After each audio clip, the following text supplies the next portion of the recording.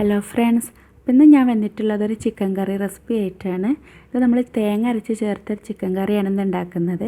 ഇതെൻ്റെ ഉമ്മച്ചിയുടെ സ്പെഷ്യലായിട്ടുള്ളൊരു ചിക്കൻ കറിയാണ്. അപ്പം എൻ്റെ അടുത്ത് ഒരാൾ പറഞ്ഞിരുന്നു റെസിപ്പി ഒന്ന് ചെയ്യാൻ വേണ്ടിയിട്ട്. അപ്പോൾ ആളിത് കാണുന്നുണ്ടാവും എന്ന് ഞാൻ വിചാരിക്കുകയാണ്. അപ്പോൾ ഇനി നമുക്കിതെങ്ങനെ ഉണ്ടാക്കാമെന്ന് നോക്കാം. അപ്പോൾ അതിന് മുമ്പ് ആദ്യമായിട്ട് കാണുന്നവരുണ്ടെങ്കിൽ വീഡിയോക്ക് തൊട്ട് താഴെ കാണുന്ന റെഡ് കളർ സബ്സ്ക്രൈബ് ബട്ടൺ ഒന്ന് ക്ലിക്ക് ചെയ്യുക. അപ്പോൾ തൊട്ടടുത്തുള്ള ബെല്ലൈക്കൺ കൂടി ഒന്ന് ക്ലിക്ക് ചെയ്യുമ്പോൾ ഞാൻ പുതിയതായിട്ട് വരുന്ന വീഡിയോസ് നിങ്ങൾക്ക് നോട്ടിഫിക്കേഷനായിട്ട് വരും. അപ്പോൾ നമുക്കിനി ഇതെങ്ങനെ ഉണ്ടാക്കാമെന്ന് നോക്കാം. അപ്പോൾ അതിന് വേണ്ടിയിട്ട് ഞാനിവിടെ ഒരു മീഡിയം സൈസ് സവാള എടുത്തിട്ടുണ്ട്. പിന്നെ ഒരു വലിയൊരു തക്കാളി വേണം.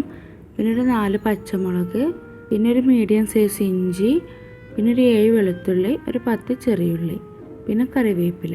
നമുക്കിതൊക്കെ ഒന്ന് കട്ട് ചെയ്തെടുക്കാം. ഞാനിപ്പോൾ ചെറിയുള്ളി ജസ്റ്റ് ഇതുപോലെ ഒന്ന് പൊട്ടിച്ചാണ് എടുത്തിട്ടുള്ളത്. പിന്നെ ഇഞ്ചി, വെളുത്തുള്ളി, പച്ചമുളക് ചതച്ചാണ് എടുത്തിട്ടുള്ളത്.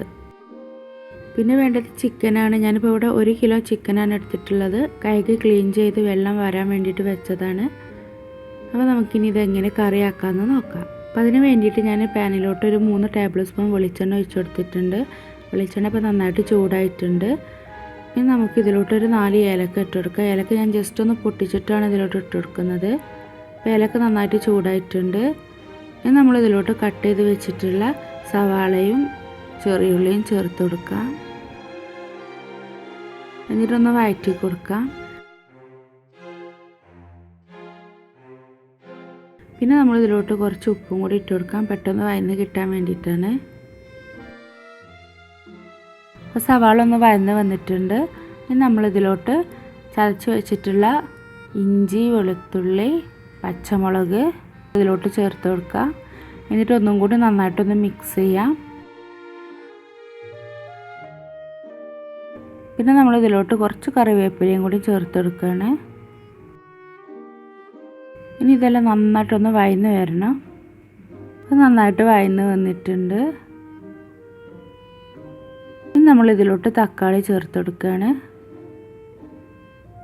എന്നിട്ട് ഒന്നും കൂടി മിക്സ് ചെയ്യാം.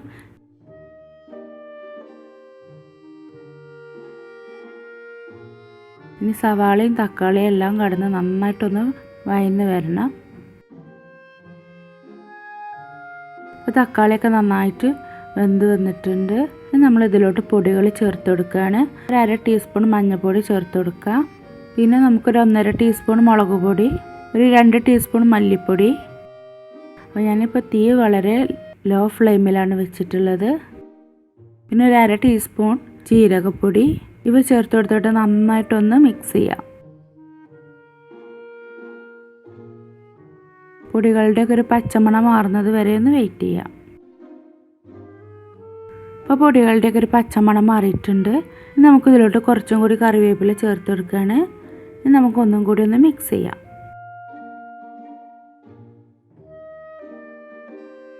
ഇനി നമ്മളിതിലോട്ട് ചിക്കൻ ചേർത്ത് കൊടുക്കാം. നന്നായിട്ടൊന്ന് മിക്സ് ചെയ്യാം.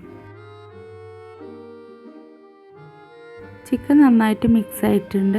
ഇനി നമുക്കിതൊരു മീഡിയം തീയിലിട്ടിട്ട് അടച്ച് വെച്ച് ഒരു 5 മിനിറ്റ് നമുക്കിതൊന്ന് വേവിച്ചെടുക്കാം.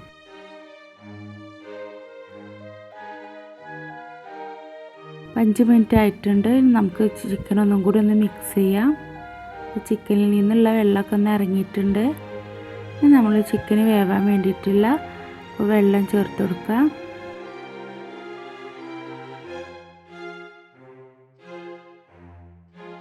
എന്നിട്ട് ഒന്നും കൂടി ഒന്ന് മിക്സ് ചെയ്യാം. ഈ ഒരു സ്റ്റേജിൽ നമുക്ക് ഉപ്പൊക്കെ ഒന്ന് നോക്കാം. ഉപ്പ് കുറവുണ്ടെങ്കിൽ ചേർത്ത് കൊടുക്കാം.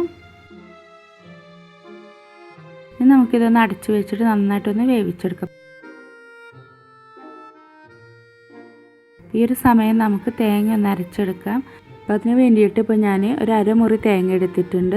ചെറിയ 2 വെളുത്തുള്ളിയും ചുവന്നുള്ളിയും വേണം. പിന്നെ വേണ്ടത് കാഷ്യൂനട്ടാണ്. അത് ഞാനിപ്പോൾ ഒരു 15 കാഷ്യൂനട്ട് എടുത്തിട്ടുണ്ട്. വെള്ളത്തിലിട്ടിട്ട് ഒരു 15 മിനിറ്റ് കുതിരാൻ വേണ്ടിയിട്ട് വെച്ചിട്ടുണ്ട്. ഇനി നമുക്കിതൊന്ന് അരച്ചെടുക്കാം. പിന്നെ നമ്മുടെ ആ വെള്ളത്തോട് തന്നെയാണ് കാഷ്യൂനട്ട് ഇതിലോട്ട് ഇട്ട് കൊടുക്കുന്നത്. പിന്നെ അരക്കാൻ വേണ്ടിയിട്ടുള്ള കുറച്ച് വെള്ളം കൂടി ചേർത്ത് കൊടുക്കാം. ഇനി നമുക്കിത് നന്നായിട്ടൊന്ന് അരച്ചെടുക്കാം.